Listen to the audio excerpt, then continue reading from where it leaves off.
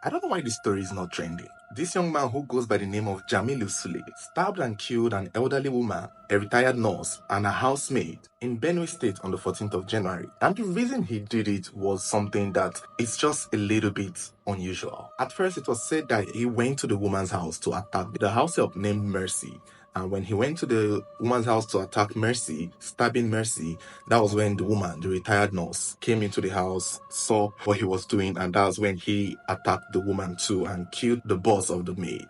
Unfortunately for him, before he could finish stabbing the woman and running out of the house, the woman already made her way out, screaming and calling the boy's name because he knew who the boy was. Jamilu Sule is a neighbor in their area there, and he was familiar with the housemaid and familiar with the lady. Initially, people thought it was robbery, but it wasn't a case of robbery. When the investigation was done, it turned out that Jamilu Sule had some kind of affair or issue with Mercy, the lady's housemaid.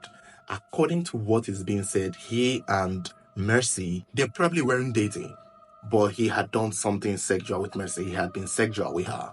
And so later on, he heard that Mercy was pregnant.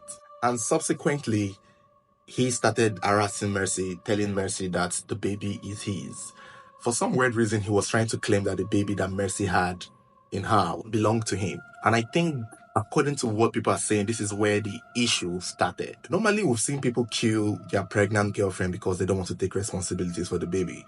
But apparently, this guy, Sule, became upset that anytime he confronted Mercy about the pregnancy, Mercy would tell him that the pregnancy is not for him, that the pregnancy did not belong to him. And that upset him.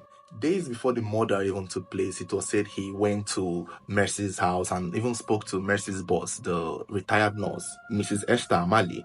And the woman, the retired nurse, calmed him down, even gave him something to drink, was even trying to tell him to relax, because he presented it as though that Mercy kept insulting him on the street and embarrassing him of some sort, and he did not like it. So when he came to the woman's house to complain about the housemaid to her, the woman tried to chill him, even gave him something to drink just so that he can relax and they could talk about whatever the situation was.